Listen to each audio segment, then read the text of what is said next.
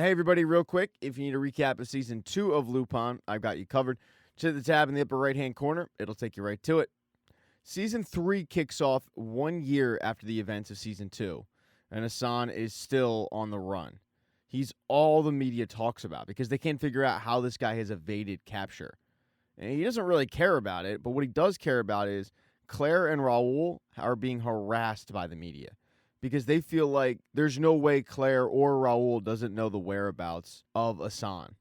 Assan, who has been hiding in Marseille, realizes I have to go back home. I have to fix this. When he gets back to Paris, he sends Claire a message on where they can meet and talk. When she confirms that it was Assan who sent her the message, she's livid. She wants to walk off, but he stops her and says, "We can leave France. I bought tickets on a cargo ship that leaves in 48 hours. Me, you, Raoul, we can get out of here, go to some place they don't know us, and finally be a family." She turns around and says, "We're never going to do that. I mean, we're not going to follow you because we wouldn't be free. We'd be on the run. I mean, is that really the life you want for your kid, always having to look over his shoulder? If you really want to fix things, then turn yourself in." But, of course, that's not a possibility. The next person he goes and talks to is Ben. Ben understands why Claire doesn't want to just run off with Assan. And Assan understands that as well. That's why he came with a plan. But it's risky and tricky and dangerous and all of that. He plans on stealing something called the Black Pearl. It ended the French-Tahitian War in 1847. It's considered priceless. Assan tried to steal it a couple years ago back in 2017, and he was pretty close. He got his hands on it, but he got caught. Now, he wants it back. The next day, the plan goes into action. Assan visits the place where the pearl is being kept as a courier, just delivering a message, nothing more. The woman at the front does make him take his mask off, which makes it a little more difficult when she recognizes him.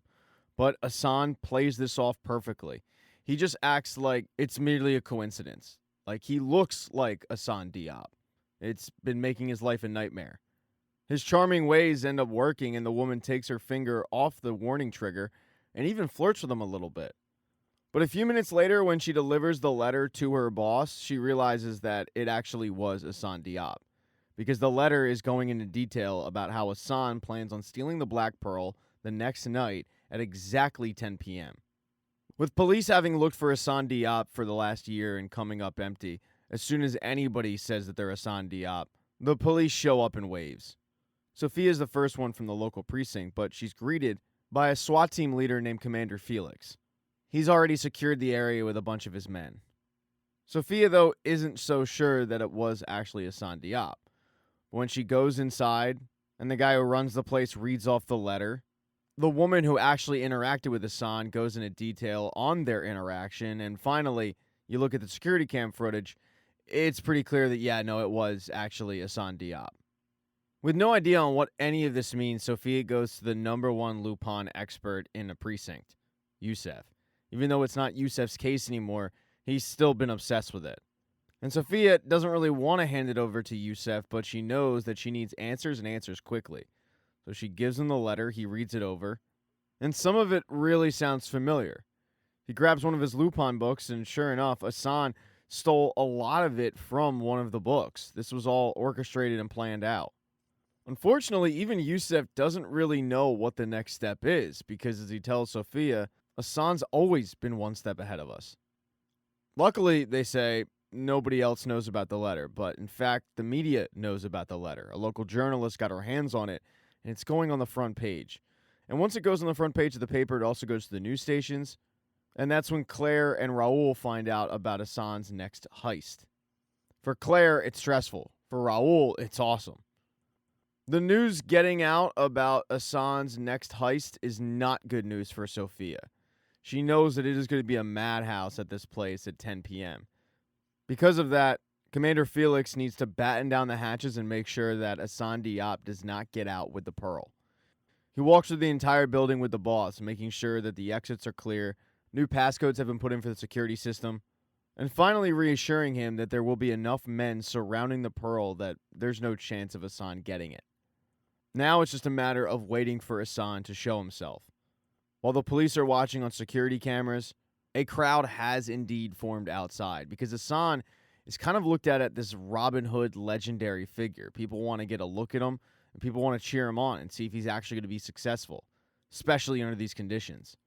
One of the people who is in attendance is Yusef. Even though it's not his case, he's just milling about in the crowd.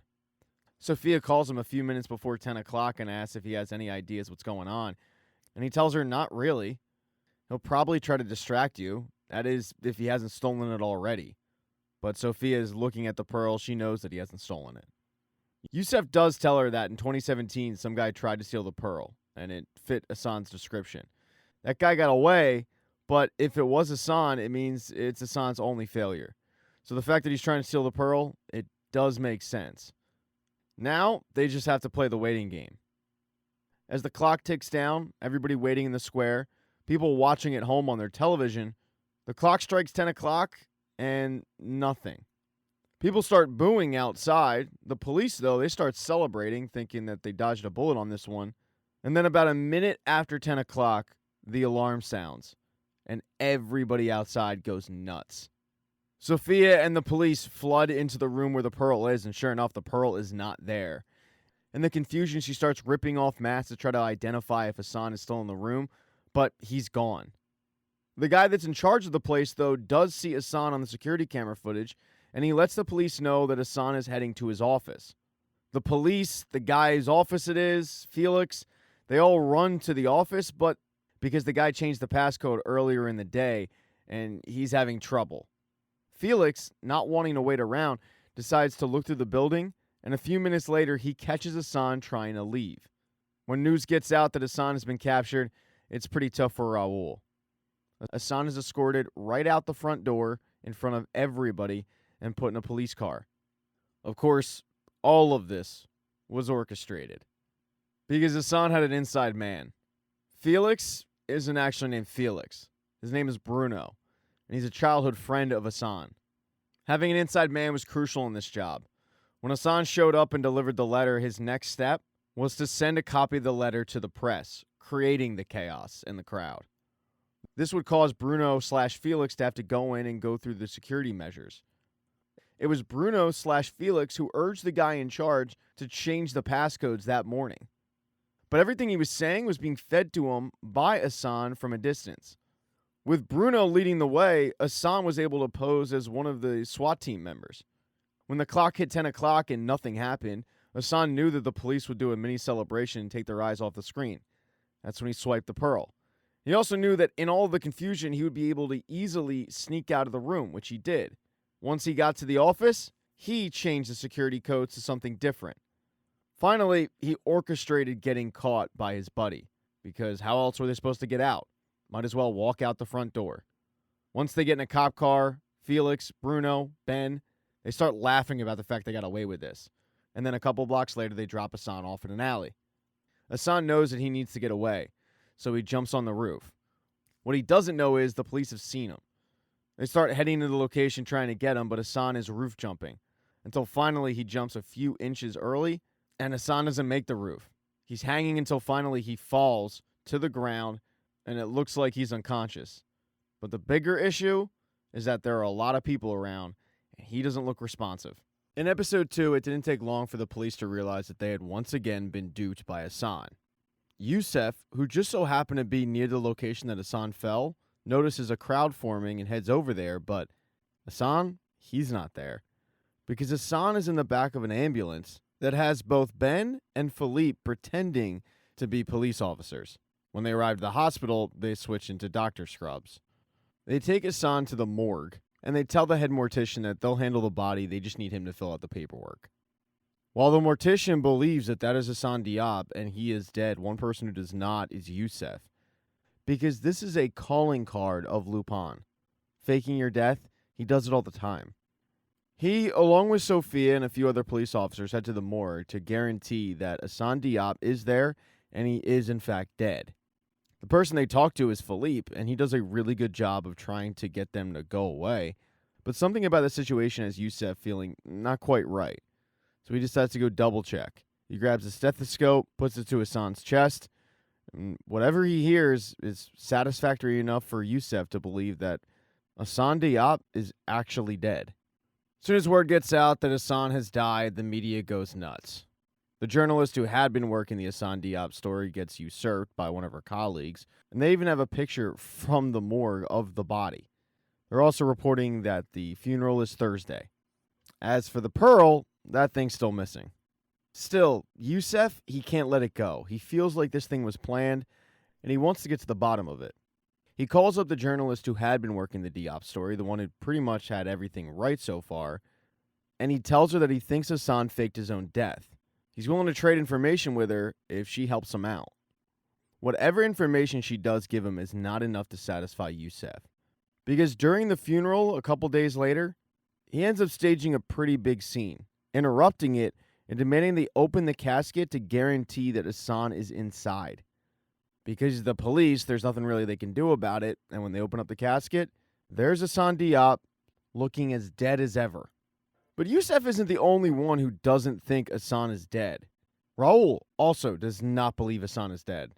Seems like if you read the Lupin series, you would think that too. While Claire is completely broken up about Assan's death, Raul is still holding out hope. Even after he watches his father be put in the ground, he still thinks there's a chance. And there's a pretty good reason for that. It's because Assan isn't dead. This was all part of the plan. This was, in fact, the risky part. This whole faking the death thing was orchestrated right down to where he fell. He figured if he fell in a crowded spot, there would be so many witnesses, nobody could argue the case. It was then up to Ben and Philippe to rush in and be the, quote, first ones on the scene.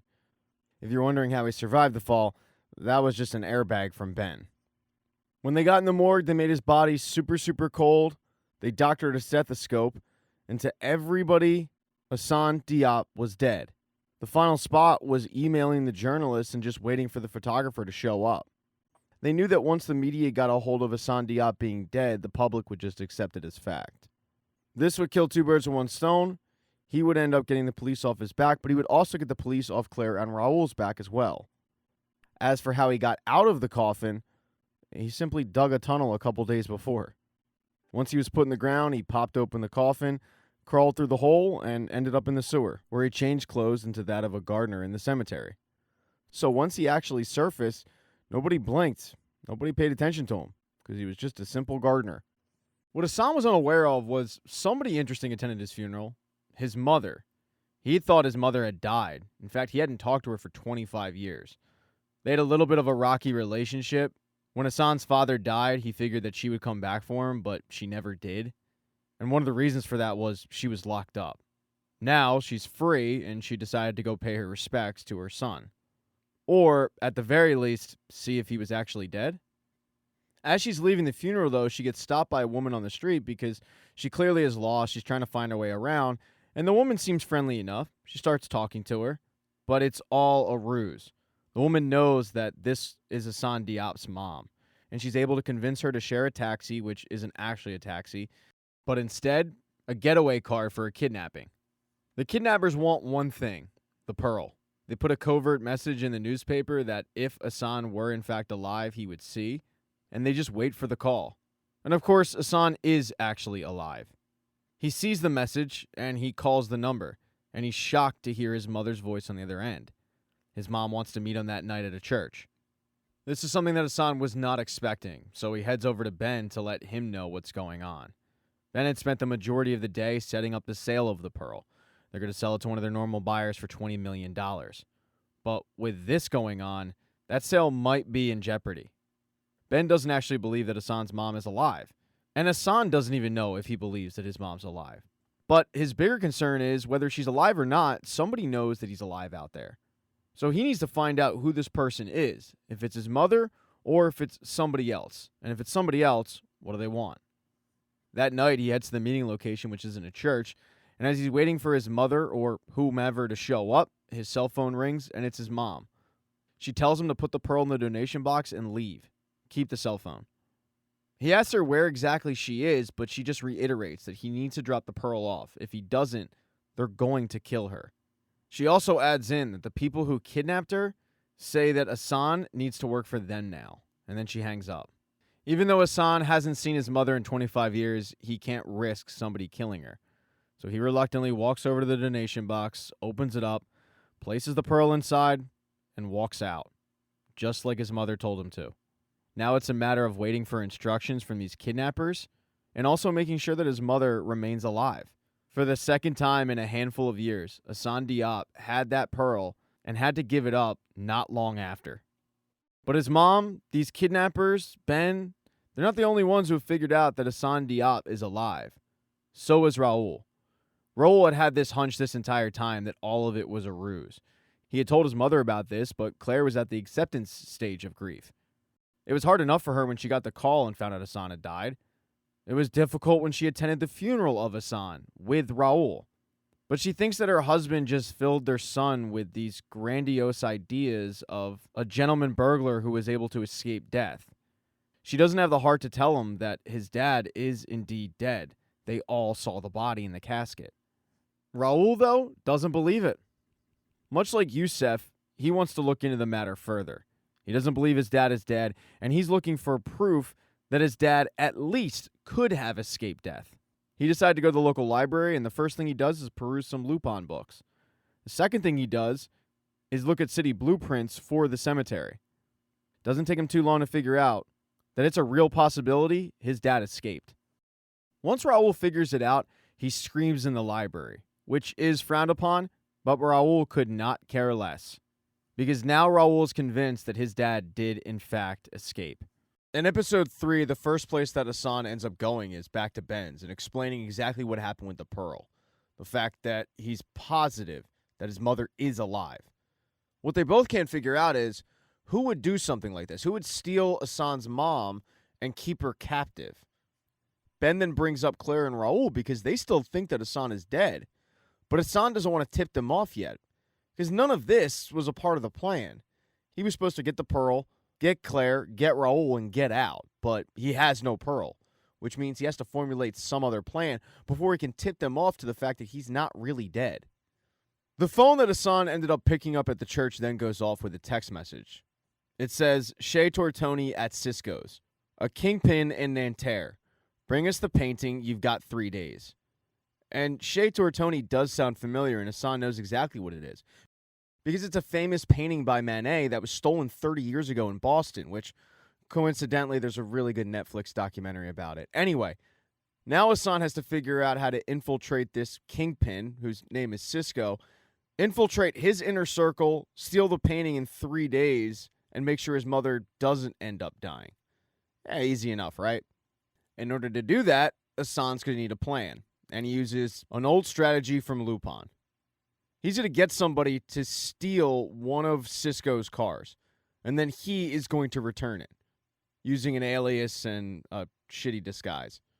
When this random guy shows up at Cisco's front door saying, hey, I found your car, I returned it, Cisco is a little perplexed as to who this person is.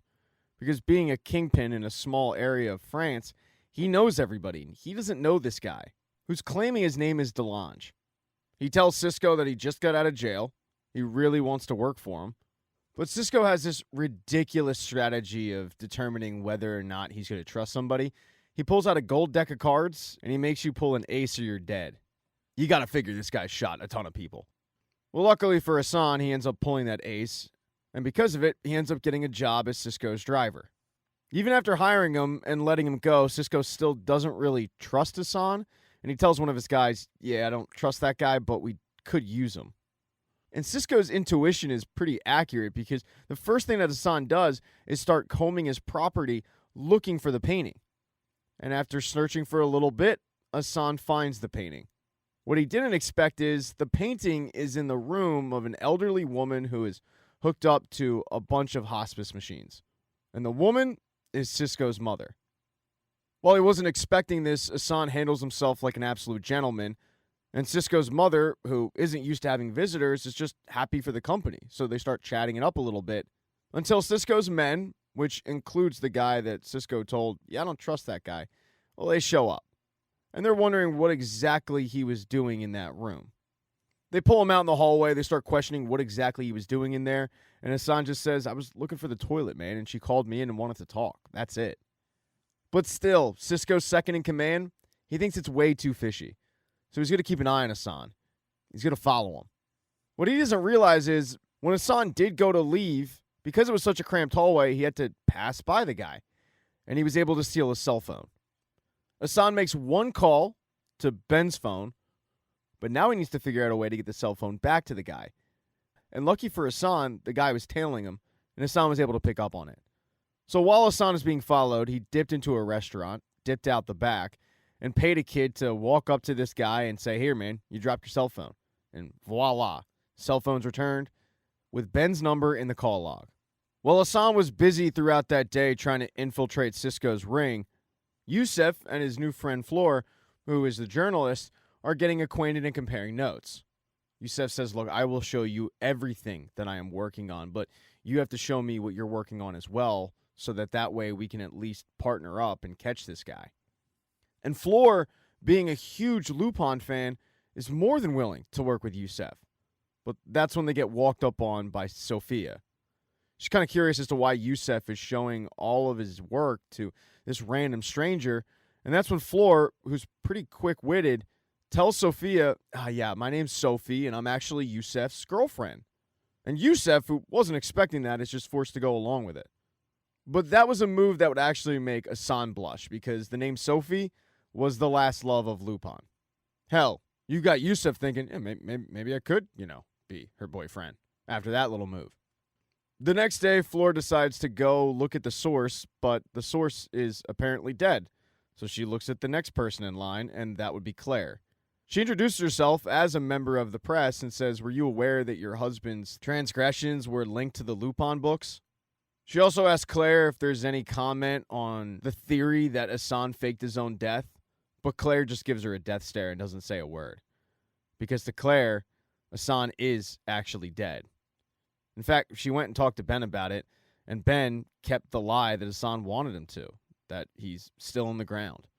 So when a journalist came up to Claire asking about her husband, she wasn't in the mood to talk about him because she's still grieving. Her husband, though, obviously is not dead. That day, he's still working on infiltrating Cisco's ring. And planting that cell phone back on Cisco's second-in-command ends up getting him out of quite a jam, because they looked up the name Sam DeLonge, that fake name that Assan had given them, and they got nothing back. And being a kingpin, you have connections in the prisons, but no one ever heard of Sam DeLonge. Assan tells both of them, though, that he converted to Islam in prison. They know his Muslim name. When he got out, he went back to his old name. That's why no one's ever heard of him. Cisco's second-in-command, though, says, "Dude, come on. He's been messing with you. He's a snitch." But Assan says, No. Actually, that guy. Cisco, your second-in-command, he's the snitch. Check his phone. He's been working with the police. Of course, the second-in-command has no idea what the hell Assan's talking about, so he hands over his cell phone. And when Cisco calls that random number, Ben picks up and pretends to be a lieutenant in the police force. It gets Assan out of the mess that he was in, while the second-in-command is forced to pick a card. Now, luckily for the second-in-command, he pulled an ace. But he pulled an ace because Assan wanted him to pull an ace. Assan's never been one for blood on his hands. So as he was leaving, he snatched the gold card deck from Cisco and replaced it with one that was full of aces. He's going to have Ben place a device in the card deck that when you pull a card, it releases a gas that will knock everybody in the room out. While he hands that off to Ben, he does want to make sure that he stays close to Claire and Raul to, just keep an eye on them, without tipping them off to the fact that he is alive. The way he does this is creating a mask that completely changes his appearance. He goes from Assan Diop to Alex, Raul's new basketball coach. But while keeping a close eye on Raul and Claire is important, finding out who's doing this to him is also important, and Ben's gotten on the case. He's created a board of all of the suspects, all the people that Assan ever screwed over, and it's a long list. It's a nice start, but he's got to get back to the task at hand, getting this painting. He heads over to Cisco's to find out that Cisco is planning on moving all of his stuff, including his mother, out of their current house. But he's also planning on escaping with $10 million. He's going to rob an armored car, and he's leaving it up to Assan to be a getaway driver. The plan is to grab the money, meet up with the truck that has all of Cisco's items, including the painting, and then disappear for good. So when the day comes to actually do the heist, they rob the armored car, but Assan shows up in a bright orange car which draws a lot of suspicion from the cops. But he did this on purpose. He specifically picked a car and told the guy to spray paint it orange. That way, when he was being chased by the cops, he could dip into a car wash and wash the paint right off. And that's exactly what he did, and they got away with it. Unfortunately, though, when they go to the meetup spot with all of Cisco's stuff and the money, Cisco turns on him. The story that Assan told him was that this DeLonge fella doesn't have any family, which means that they're not going to miss him and they don't have to give him the cut. But of course, Assan had planned for this. He figured he couldn't trust Cisco. So Cisco once again gives him the option of pulling an ace and saving his life. But when they were getting away from the police, Assan had slipped Cisco the altered card deck so that when he does end up pulling a card, it releases the gas and it knocks all of them out. Assan was able to grab the painting, and then Ben called the police to tip them off on the location on the guys that robbed the armored vehicle. When Cisco wakes up, he's got a bunch of cops surrounding him with guns. Assan is able to get away with the painting, but he also has to get to basketball practice, and beat Coach Alex. While he's leaving practice with Raul and Claire, Flora comes up to Claire and once again reminds her that she really wants to talk to her about the Assan Diop situation. It gives Assan a really good look into what his wife is dealing with.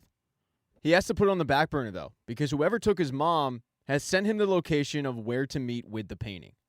Assan, though, didn't forget about the person he stole it from. He makes sure to send Cisco's mom a copy of the painting to the hospital she's in so she can still look at it. As for the real painting, though, Assan goes and does the drop, but his mom isn't released. They do put her on the phone to let Assan know that she is okay, but while on the phone, she tells Assan, don't do anything else for them. Now that he's heard his mother's voice, he hands over the painting, but he wasn't about to let it just drive away. He had Ben put a tracking chip in it. Ben tracked the painting to the location of whoever these people are, and while Ben wanted to wait, Assan wasn't about to. He followed the painting too. He's about to walk in the front door. In episode 4, Assan walks right in the front door. He waits for the person to arrive with the painting, but when she does, and Assan gets the jump on her with a gun, he finds out that his mother is not at that location. The woman calls up her boss and explains that Assan is with her. So they put Assan's mother on the phone, and she tells Assan, look, you doing all this, it's only making it worse for me. You're just going to have to do what they say. They want Assan to steal another item. This time it's a very, very expensive bracelet that has an unbelievable clasp. It's going to be very, very difficult to get. But unlike the previous heist, they want him to get caught. Actually, they don't want Assan to get caught. They want Ben to get caught. They want Assan to show just how far he's willing to go. And that's a pretty big test. And even though Assan does not want to do it, he doesn't want to betray his friend, he's going to have to. So when he meets back up with Ben, he tells him, yeah, they want us to steal this bracelet. But he never mentions the fact that Ben is going to get caught. No, for that, Assan's going to have to do his own little mission. In the meantime, though, they do have to figure out how they're actually going to get the bracelet. The clasp is extremely difficult to get off. Stealing it right off of somebody's wrist is going to be next to impossible. So what they're going to do is they're going to practice a lot. Now, the good thing is they know where the bracelet's going to be. It's going to be on the wrist of a woman attending a party. All they have to do is infiltrate that party. And the plan is pretty genius. They're going to pose as the coat guys. The guys taking everybody's coat in the house, putting it away. Assan figures that when he takes the coat off or puts the coat back on, he'll be able to easily get the bracelet off the wrist of the woman. From there, they're going to go into the garden maze, go to the center of it, connect the bracelet to a drone. The drone will deliver the bracelet to the woman, the same woman with the painting. And that's how the bracelet's going to get to the kidnappers. But all of that is a lot easier said than done. In order to successfully do this, they're going to have a reason for the guy who's supposed to take the coats to not be at work that day.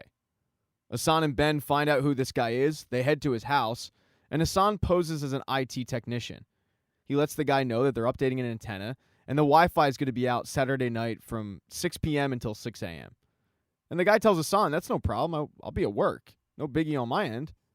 The key for Assan, though, is he has the guy sign a letter. That he tells the guy is just confirmation that Assan showed up. But in reality, it's to get the guy's signature so they can forge a resignation letter that they can give to the woman at the house the day of the party. With everything in place, now all they need to do is wait for the day of the party, and pray to God that all of Assan's practice is going to pay off and he'll be easily able to get that bracelet off the woman's wrist without her knowing. In the meantime, though, he does still have to coach a basketball team, wearing a ridiculous getup. This does allow him, though, to reconnect with his wife and be close to his son. I myself steal a lot of inspiration from the classic Mrs. Doubtfire, and Assan did the same. She does mention to him one day over coffee how they do have this connection and she can't quite figure out what it is. And of course, quote, Coach Alex doesn't correct her on it. He just likes hearing about her and, more importantly, about Raul. The fact is, Raul is having trouble accepting the fact that his father is dead, and Claire, while she would like to move on, is also kind of having trouble.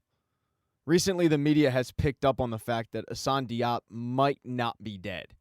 Thanks to Youssef working with Fleur, she tipped off some friends at the paper, connecting the dots that Assan Diop was trying to mimic Arsène Lupin. And it's got the police doing a little digging into the matter.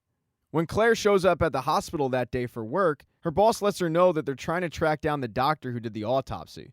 Apparently, he was just a fill-in, but they can't find any record on him. And because of that, it piques the interest of Claire. So she tells the woman, if you find his ID, can you let me know too? I'm curious.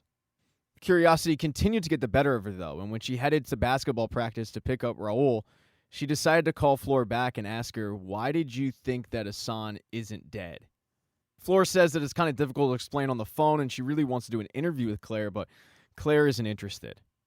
Now, while that phone call was going on, Assan, who is playing Coach Alex, was busy eavesdropping. So when Claire gets off the phone, he tries to discourage her from talking to the journalist. He tells her, how is Raul supposed to get over this if you can't get over it? And Claire takes rather exception to that. After all, she just met this guy, and now he's giving her parenting advice? So she basically tells him to go pound sand and leaves. But to Claire, things just aren't adding up. Later on in the night, when she's doing some laundry, she goes into Raul's room, and she notices all these notes written down about faking a death. This is something that Raul has continued to say, that his dad isn't dead, he faked it. But there's one name that's circled, Edith Swanwick. So the next day, Claire decides to head to the library and try to find anything she can on this Edith Swanwick. The problem is, she was a little too late. When she went to the Lupin section, a couple of girls grabbed the book that she needed, but what they didn't know was that Claire was married to a master thief, and along the way, she picked up some tactics. So all Claire did was follow the girls to a cafe, create a diversion, and swipe the book. But as Claire is leaving, she's not only noticing all these newspaper articles about Assan, she's also noticing some on her. And while for Youssef, he's excited because people are finally starting to listen to his theory, for Sophia, it's pretty obvious to her on who the inside source is. It's got to be the guy that's obsessed with Lupin. When Sophia confronts Youssef about this, he just denies it. But then they get interrupted because the police force got a tip that the next night a robbery is going to go down and it's going to be Ben Farrell. The tip, of course, was sent by Assan. Unfortunately for Ben, he has no idea about this. When they go over the plan, the escape seems rather easy. They get the bracelet, he's going to head to the maze, he's going to connect it, and then he's memorized the pattern on how to get out of the maze where he will meet up with Assan and he'll escape. What he didn't know was that Assan had headed to the house, pretended to be a gardener, and rearranged the maze so that it would trap Ben in. As far as Ben's concerned, the plan so far is going great. And the day of the robbery, the little bait and switch with the coat guy goes off without a hitch. Ben had connected a jammer to the guy's house so that when he left, it would activate. They then flattened the guy's tire, so when he came outside and saw the flat tire, he had to head back in to call work, tell them they'll be late, but he couldn't connect to the Wi-Fi. So this guy had no way to communicate to the outside world, and he had no ride to get there. That opened the door for Assan and Ben to pretend to be coat guys. A little while later, the bracelet shows up, and at the end of dinner, when Assan goes to put the woman's jacket on, he's able to get the bracelet off, but he drops it.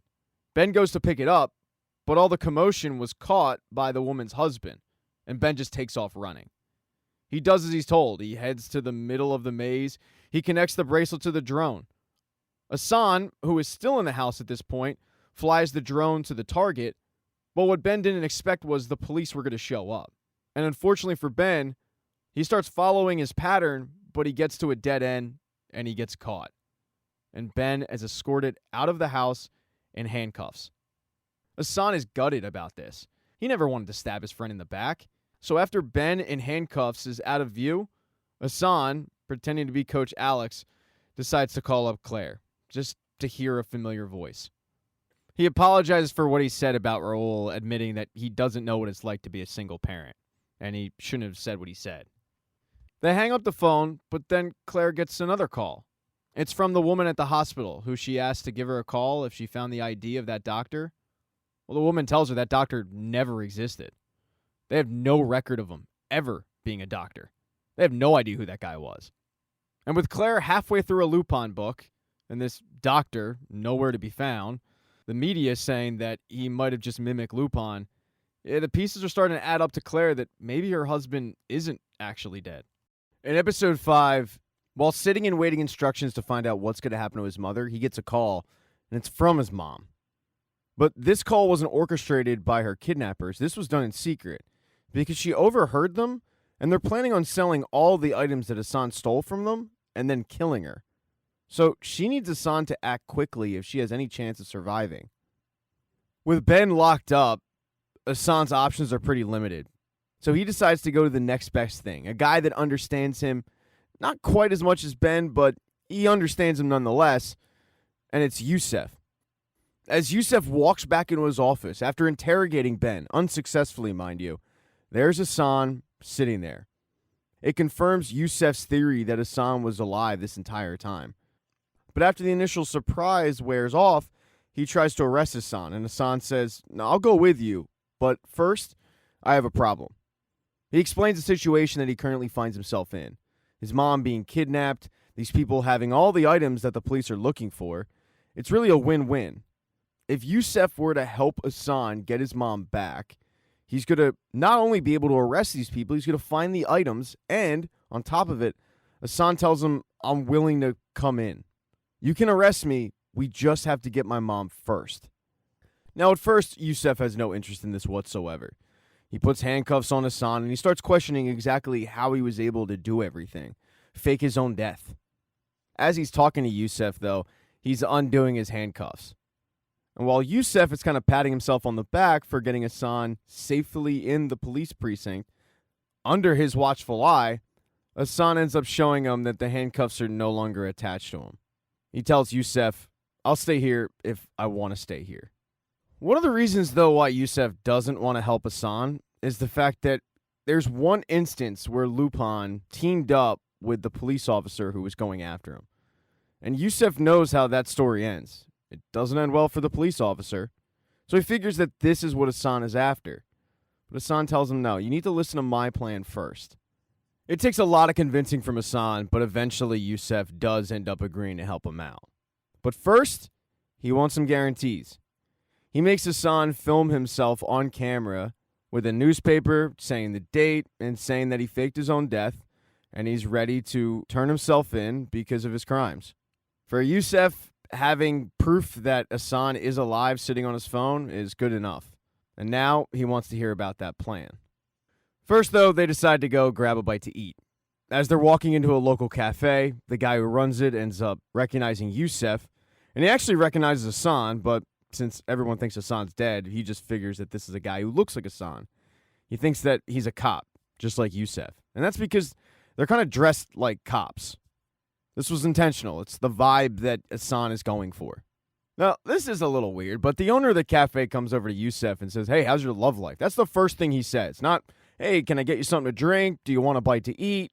The soup of the day is Italian wedding." No. The first thing this guy asks Yusef is, "How's your love life?" Which Yusef is honest about, and he says it's pretty uneventful. But it gets Assan asking Yusef about his love life. He's seen Sophia. He knows what she looks like. So he ends up asking Yusef, "Well, what about her? Why don't you date her? Is there anything wrong with her?" And Yusef right away says, "No, there's nothing wrong with her. She's beautiful, she's smart, attractive, funny, she's perfect. But we work together. I'm not going to mess that up." What Yusef doesn't know is that Assan is secretly filming this with his cell phone in his pocket. It's brief, though, because Assan ends up getting a phone call, and it's from Claire. Claire is no longer hiding the fact from Raul that she's suspicious about Assan's death.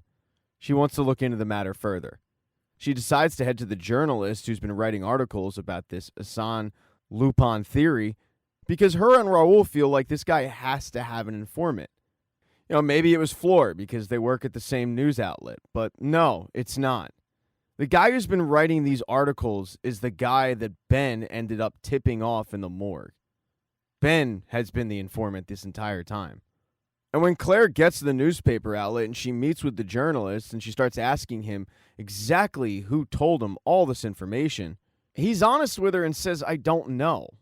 But they sit down with a sketch artist, and after describing the guy, the sketch looks exactly like Ben. It confirms Claire's theory, and now she wants to go meet with Ben. But she doesn't want to go it alone. She doesn't want to bring Raul, so she decides to call Coach Alex, and that's the phone call that Assan gets. He has to play the part. And Claire admits on the phone that, yeah, this is a little bit weird. She barely knows this coach, but she just doesn't want to do it alone. She needs to go visit her friend in prison, and will he go with her? But that's something that Assan can't do. He has to turn Claire down, as painful as it is, because he needs to go over this plan with Yusef. So Claire has to go it alone. She heads to the prison, she meets with Ben, and she doesn't come right out and ask him. She pretends as if Assan made himself available. Like he came out of hiding, he revealed himself, and that Claire knows that he's alive. At first, Ben's a little hesitant to give in, but her persistent nature and the things that she already knows, like how Ben was the informant this entire time, it leaves Ben thinking, yeah, maybe this is all true. And he asks her, well, did he reveal the next step of his plan? And that's it. Now it's confirmed to Claire that her ex-husband is actually alive. Ben is quickly able to discern the fact that he just got played. But to Claire, she's just relieved. And as Claire was in prison meeting with Ben, Raul had headed to the cemetery to retrace the steps and try to figure out exactly how his father could have done this. His father, meanwhile, was busy with Yusef formulating this plan on how to get his mother back safely. The plan is pretty simple. If these people are planning on selling the art, they're going to need a middleman. And there's only one middleman that really fits the description of somebody who would work with low-level scum like this. It's a guy that recently got out of prison. The guy's name is Frederick Lazare. He's one of the biggest criminals in Paris, and he was in prison, but he's been out for about a year, and he opened up an art gallery. This guy specializes in stolen paintings and stolen art. If you're to use anybody to be a middleman and formulate a deal to buy stolen art, you'd use Frederick Lazare. But now they have to get to Lazare. And in order to do that, it's going to involve Assan playing a cop. Not exactly something that Yusef is into, but hey, it is Assan's plan after all. And it's a plan, by the way, that works.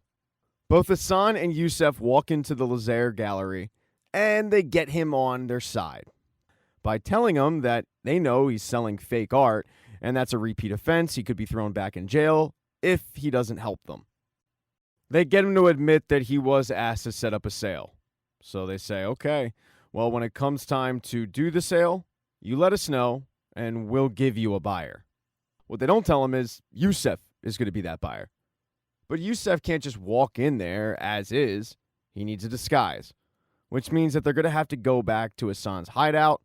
And Assan doesn't want Yusef knowing where that is, so he gives him a ski mask to put on so that he can keep this hideout still hidden. When they arrive a little while later, Yusef is like a kid in a candy store. He's amazed at all the things that Assan has. He just thinks it's cool. He does attempt, though, to do this thing the right way, telling Assan that he would make a really good cop and it could just investigate, find out who did this, get his mom the correct way. But to that, Assan shakes his head and says, no, I don't work with cops. Who I do work with is Justin Avisto, a great collector of stolen art. And Justin Avisto is going to be Yusef's alias. After picking the perfect disguise, they head to the meeting location, which is going to be in a hotel. Yusef is going to have an earpiece as he walks into the room where the sale is going down. He's going to be able to hear everything that Assan is telling him. And Assan's going to try to walk him through this. But what Yusef doesn't know is that Assan has, in fact, double-crossed him, just like in the Lupin book. Assan needed to make sure that he could track these people back to who's ever actually the ringleader of this whole thing. The way to do that is to cause panic. Assan tipped off Sophia to the fact that there was a guy who was about to buy the Manet painting. And when Sophia shows up, right away, Yusef tells her, Sophia, it's me. I'm undercover. But all this panic does work, because one of the ringleader's men ends up leaving out the back door, and it allows Assan to leave and follow him. But before he goes, Assan does tell Yusef, hey man, you did great tonight, but the rest of the plan doesn't involve you. But you did end up getting the bracelet and the painting and the pearl, so congrats. And then Assan takes off down the street. He follows this guy to an unmarked building, where he looks inside and he sees who the ringleader is, and he recognizes him. It's his former boxing trainer, Keller. Assan grew up with this guy, and he did act like a father figure, but he was also a real piece of crap. He was somebody that Claire, early on, saw right through. The guy trained Bruno and Assan, but he did so with ulterior motives. He used all the personal information that Assan gave him against him in this situation, i.e., Assan's mom. Assan knows that he can't just jump into action, though, even though he wants to. He has to formulate a plan. Now, back at the hotel, Sophia has major questions as to why the Golden Boy went rogue to an undercover mission. And at first, Yusef just tries to play it off like, Sophia, I got everything back. It's good. He then looks at her, though, and says, what are you even doing here? And she tells him that she got a phone call from somebody telling her that this transaction was going down. And right away, Yusef knows that it was Assan. He pulls out his phone and tries to show Sophia the video that Assan recorded, but when Assan returned to the cafe after the phone call with Claire, he was able to do a file transfer from phone to phone. He took the video that he recorded off of Yusef's phone and replaced it with the video of him talking about Sophia. So when Yusef says, hey, check the last video, she hears how Yusef feels about her, and it gets insanely awkward, but she is flattered. After the initial awkwardness, they decide to talk about what they're going to tell their boss, and they just decide the truth, that they got the Manet back. In episode 6, Sophia brings in one of Keller's accomplices and starts quizzing her on everything that happened, but the woman is not talking to the cops. It's not just the accomplice, though. Finding Yusef there the way that she did, she's also questioning whether or not she can even trust them. So when she's done interrogating this accomplice, she kind of goes and interrogates her coworker. She gets Yusef to admit that, yeah, he did work with Assan. He was actually in the precinct a couple days ago. Yusef explains exactly what happened between him and Assan, and Sophia is livid. Because the way that she looks at it, Yusef doesn't even want to arrest Assan because he hero worships this guy. And Yusef, not really taking too kindly to this interrogation, just looks at her and says, all right, well then arrest me. I mean, what do you have, Sophia? You have no proof. And Sophia points out that line right there, it sounds like a line a criminal would say. She ends the conversation by reminding him that the next time Assan wants to reach out, he needs to speak up and not all of a sudden team up. Assan, however, is trying to make good on one of the wrongs that he committed. What happened with Ben? He knows where Ben's staying, and he was able to finagle the guards into giving Ben an actual good meal. And also, he was able to sneak in a cell phone so the two could talk. Life in prison has not been great for Ben. But after checking in, Ben does have to let him know that Claire knows that he's alive. He doesn't own up to the fact that he was the one who told her, but he does point out that Claire's really smart. It's only a matter of time before she figures out the whole coach angle. Ben tries to change the subject to Assan's mom, and Assan says, well, I still don't have her yet. The guy who kidnapped her, his name's Keller. He's a guy from my past. We never would have expected it. While Assan is informing Ben on who exactly took his mom, Keller's in a stash house losing his mind. Because not only did Assan end up getting the jump on him, getting one of his accomplices arrested, he also gave the group fake money. Keller's out for revenge. He tells his other accomplice, if he wants to mess with my group, well, we're going to mess with his. Go find his wife and kill her when she's alone. So the guy is able to locate Claire on the street. But he's not exactly very sneaky about it. It's pretty obvious he's tailing her into an alley. So Claire, thinking quickly, decides to call an Uber and get the hell out of there before anything else happens. But she's scared. As soon as she gets in the car, she calls up Alex, the coach, and says, hey, can you take Raul home? I'll explain everything downstairs. And later that night, when Raul does come home from basketball practice with, quote, Coach Alex, she tells them what happened to her. And at first, Raul thinks maybe his dad sent him. But Claire doesn't believe that was the case. She also asks Alex, hey, do you mind looking around my apartment to just make sure nobody's in there? And he's more than willing to do that. Because of his willingness to help out, she decides to invite him for dinner. But once Raul goes to bed, well, let's just say Claire makes the move. Because Claire has a lady boner for Coach Alex. But Coach Alex, who obviously is Assan, doesn't want to lead her on with this alias and fake disguise. So he's got to shut down this smoke show. This is a good time for Coach Alex to hit the road. And he warns her before he leaves, lock the door, lock your windows, and set your alarm. Which he finds out he actually is going to have to do because she has no idea how to do it on her own. The next morning, though, she's able to figure out maybe why Coach Alex turned her down. And it all has to do with a ketchup bottle. When she opens up the fridge the next morning, she notices that the ketchup bottle is upside down. And the only other person that she ever knew did that was Assan. Now all of a sudden it's starting to make sense. This random coach shows up at the gym. She has a connection with him she can't quite explain. He's taking a keen interest in Raul of all the kids. Yeah, she's pretty sure she knows who, quote, Coach Alex is. But as Claire was figuring this out, Keller was reiterating to his guy that under no circumstances should Claire be breathing once the day ends. He wants her dead. Now, Keller's accomplice, he doesn't want to do it. But Keller's an intimidating guy, and he reminds him that he'd be dead in prison if it wasn't for Keller. So he owes him. But as those two are having that conversation, Assan's mom is getting the hell out of there. She's heard way too much chatter about Claire getting killed, and she knows it's only a matter of time before Keller decides to get rid of her too. So she's able to escape. She wants to get in touch with Assan, but she doesn't know quite how to do it. As she's kind of aimlessly walking through Paris, she sees an article written all about Assan and the Lupin connection, and she decides to go to that journalist. She finds Fleur, and she explains that she knows Assan is alive, but she needs to get a message to him. The message is, Sonny, meet me at the place where the gentleman listens to his favorite music. And as soon as Assan's mom leaves, Fleur hops on the phone and tips off Yusef that now he has to figure out where exactly the gentleman listens to his favorite music, because that's where he can find Assan. But before Assan even sees the note in the paper, he was busy trying to protect Claire.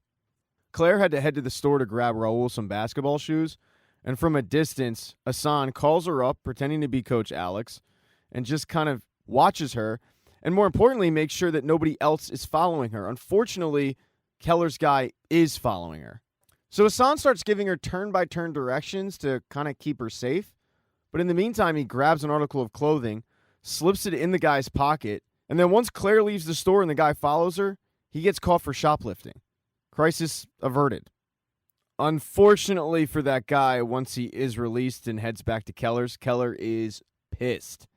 Because not only is Claire still alive, but Keller blames the guy for Assan's mom escaping. He's so pissed that he throws him out of a window. And when the guy hits the ground, Keller figures that he's dead. But in fact, he's not. Somebody finds the guy, calls the ambulance, and as the guy is being loaded in, he tells the police, the guy who pushed me, his name is Jean-Luc Keller. He stole the Black Pearl. So Keller might have thrown the wrong guy out of the wrong window. The guy that Keller's going after, though, Assan, he had plans that night. He had to coach a basketball game, but those plans changed once he saw his mother's message in the paper. Unfortunately for Assan, he's not the only one who saw that ad. So did Yusef. And not only did he see it, he's pretty sure he's figured out where Assan will be. So as he heads to this location of this music hall, he calls Sophia and says, I need a team. Send them over. I'm going to arrest Assan. But when he explains that he's doing all of this because of an ad in the paper, Sophia doesn't want to send a team over because she still doesn't really trust him. No, unfortunately, Yusef's going to have to go this one alone. As he heads over to the music hall, he does end up seeing Assan. Assan was also headed there until he heard this angelic voice coming from the subway, and he realized that what his mother was talking about was a reference to his dad. His dad always used to listen to that song, so he headed down to the subway. Yusef followed him. Assan ends up lucking out because Yusef gets stopped by the police, and he has to show them his badge. It gives Assan enough time to actually see his mother for the first time in years. The two embrace, they hug it out, but when Assan looks up, he sees Yusef on the other platform. He knows that he doesn't have a lot of time, so he ushers his mother onto the next train, and the two head off. What Assan doesn't know is that when he was reuniting with his mother, Keller was getting acquainted with Claire. Claire armed her apartment with the alarm, just like Coach Alex showed her, but it didn't matter. As she was lying in bed, all of a sudden she heard the door burst open and the alarm go off. And Keller calmly walks in and closes the door. And in the season finale, Claire is really, really smart. She acts quickly. She gets her and Raul in a closet, and then she calls her answering machine. Yeah, crazy enough, she lucked out because she's the only person in 2023 that still has an answering machine. But she calls that up, and she leaves a message from the closet, acting as if she's at work. And on top of it, she says to Raul, hey, by the way, your uncle will be there in 5 minutes from the police station. So this ends up scaring off Keller. Once he does leave, she calls up Assan and says, look, I need your help. Jig's up. I know you're Coach Alex. Stop wasting time. Get over here. So he does just as he's told. He heads straight over to Claire's place, and both Claire and Raul are elated at the fact that Assan Diop is standing in front of them. Alive, not dead. He brings them back to his little hideaway where he keeps all of his disguises, his tech, all of that. He tells them that they're absolutely going to be safe there because the only other person who knows about it is Ben. In fact, until a couple hours ago, the only other person that had been in there was Ben. And that's when he introduces Claire and Raul to his mother. For both Claire and Raul, this is an awesome moment because they finally get to meet the woman that they've heard so much about from Assan. And Assan's relieved because he has everybody in his life that he loves back together again. Now, it is important to mention that before Claire contacted him, Assan did ask his mother, what happened? Why did you leave? She told him that after him and his dad left for France, her one goal was to earn enough money to find them again. So she got a job. Her boss, however, was a crook. He kept wages from the workers, so one day she decided to break in and take the wages back. And she got caught. She was thrown in jail. That day that Assan reached out to her was extremely embarrassing for her. When she eventually got out of prison, she had nothing, so she had to become a thief as good as Assan. She finishes off the story by saying, there wasn't a day that I didn't think about you. It's reassuring for Assan to hear, but right now, there is one person missing. It's all he can think about. It's Ben. He needs to find a way to get Ben out of prison. He starts doing some research on the matter when Claire and his mother walk into the room. They've quickly bonded, and they've decided something. They're going to find Ben a good lawyer, and they're just going to go somewhere safe outside of Paris. Assan finds this very ironic because he proposed this a while back, and Claire wasn't into the idea because they would be on the run. And Claire says, well, yeah, back then you were alive. Now you're dead, remember? Assan thinks about it, realizing he doesn't really have a say in the matter, and tells both of them, let me tie up some loose ends, we'll find a lawyer for Ben, and then we'll leave in 2 days. While Claire believes that story, his mother does not. She knows that Assan was lying. She knows that her son has no interest in actually finding a lawyer for his friend. He's going to do this the Assan Diop way. And what's better than one Diop? 2. His mother's willing to help in the matter. So they formulate a plan. The head of the police force in France is as corrupt as it gets. All you have to do is find out some dirt on that guy, and that guy can pardon Ben. It just so happens that night they're going to honor this old army general.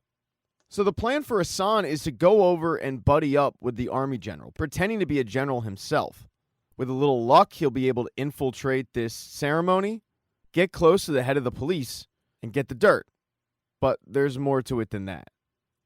After Assan is able to successfully get into the gathering, he's going to need backup. And the backup is going to be his mother, who is posing as one of the house guests, just a maid, who's walking around handing out drinks.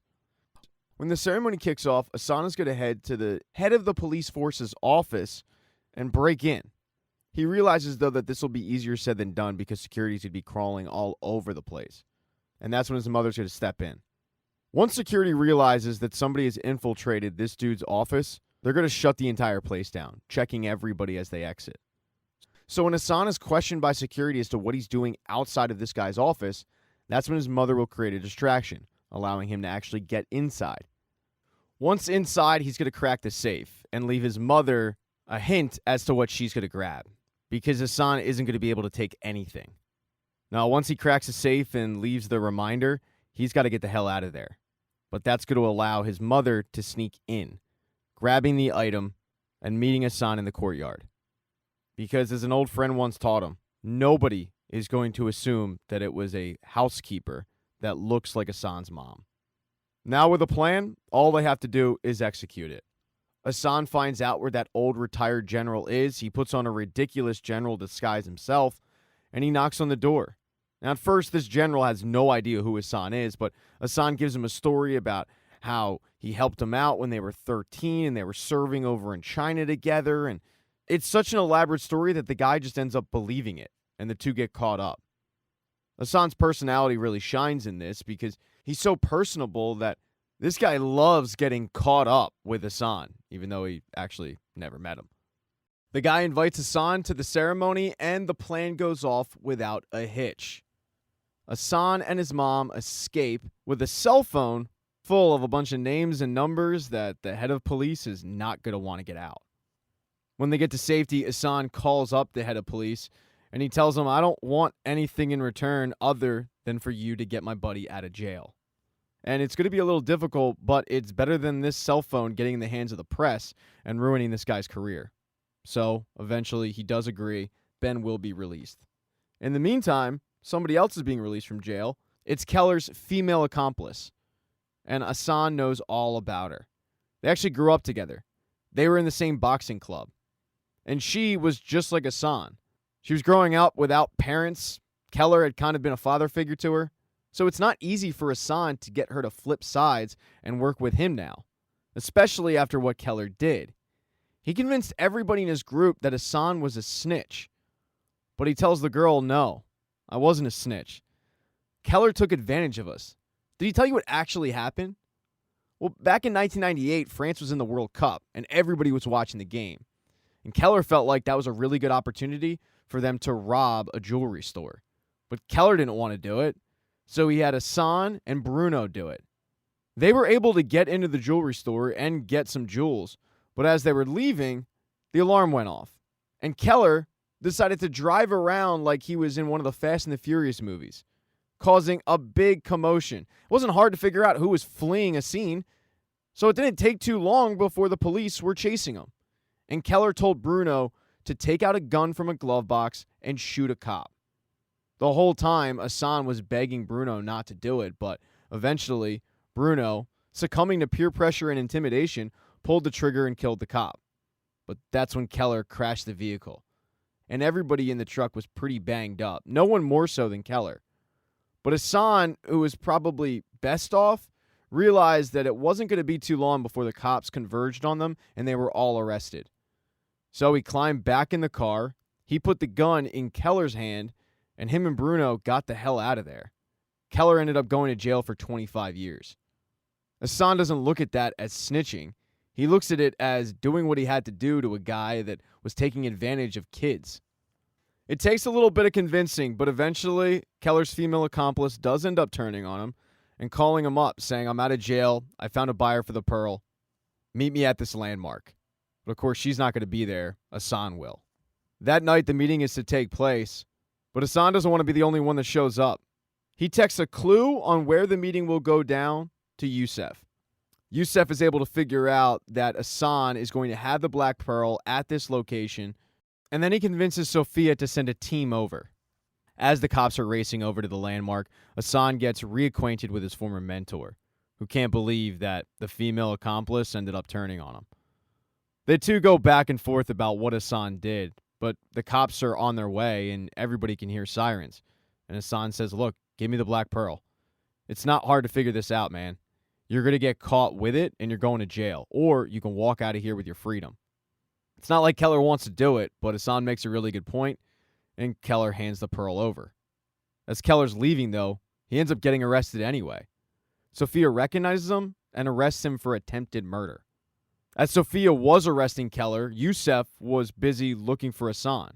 But right after Keller took off and Assan had the black pearl, he hid it in a flower. He then walked over to a couple of girls and said, "Hey, my date stood me up. I don't want this flower to go to waste. Would you like it?" And the girls took it.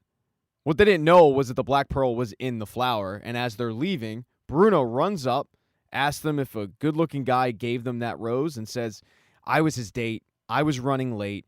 I'm thinking maybe if I get the rose back and I give it to him, I can still salvage this relationship."